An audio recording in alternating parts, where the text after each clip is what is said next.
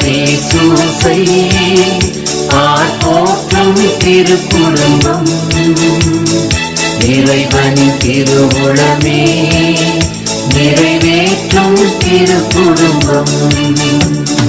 நேர்மையின் இலக்கணம் சூசை தூய்மையின் பிறப்பிடம் மரியா இருவரின் மகனாய் இறைவனின் சுதனாய் உலகினில் வாழ்ந்தவர் இயேசு. இறைவாழ்வினை தந்தவர் இயேசு. மரி சூசை போற்றும் திருக்குடும்பம் இறைவனின் திருவுளமே நிறைவேற்றும் திருக்குடும்பம்.